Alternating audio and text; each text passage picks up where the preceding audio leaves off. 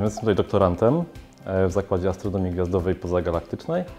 Zajmuję się głównie gwiazdami, szczególnie gwiazdami podwójnymi, ponieważ większość gwiazd na niebie widzimy jako pojedyncze punkciki, ale nawet przez duży teleskop wyglądają jak pojedyncze punkciki, ale tak naprawdę są tam dwie gwiazdy bardzo blisko siebie i po prostu ich światło zlewa się ze sobą, widzimy jako pojedynczy obiekt. Te teleskopy, które tutaj mamy, są stosunkowo nieduże, są do średnicy pół metra. One nam pozwalają monitorować jasności tych obiektów, czyli patrzeć, co się w nich dzieje, bo ich jasność zmienia się bardzo drastycznie i to jeszcze nie okresowo. Czyli czasami możemy zobaczyć pojaśnienia albo pociemnienia tych obiektów, które w żaden sposób nie jesteśmy w stanie przewidzieć. Natomiast taki monitoring właśnie tego typu teleskopami pozwala nam dobrze zaplanować obserwacje większymi instrumentami. I tutaj możemy wykorzystywać teleskopy w Chile, w Stanach Zjednoczonych, na Hawajach, w południowej Afryce.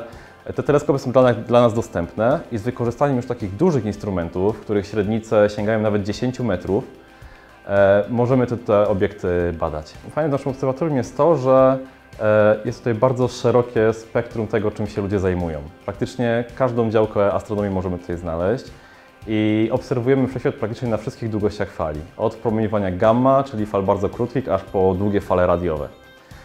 Mamy też tutaj instrumenty głównie do obserwacji optycznych, czyli tak jak ten teleskop, którymi głównie zajmujemy się pomiarem jasności różnego rodzaju obiektów, ale też możemy rozszczepiać światło od gwiazd, od galaktyk i badać tak zwane widma, czyli rozszczepione światło tych obiektów.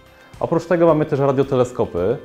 Te, które znajdują się u nas tutaj w obserwatorium, to są radioteleskopy głównie wykorzystywane do celów dydaktycznych, czyli studenci mogą po prostu mieć dostęp do takiego teleskopu, mogą samodzielnie zbierać dane, uczyć się je analizować, co później mogą wykorzystać przy dużych instrumentach, gdzie ta analiza wygląda już podobnie. Tak naprawdę po astronomii można robić praktycznie wszystko i to widać też po tym, co robią ludzie po astronomii. Nie każdy chce po astronomii być stricte astronomem. W astronomii jest dużo możliwości, można zająć się albo nauką, albo popularyzacją, ale tak naprawdę astronomia łączy w sobie wiele innych dziedzin. Łączy informatykę, matematykę, fizykę, analizę danych, więc we wszystkich tych działkach spokojnie można później znaleźć pracę.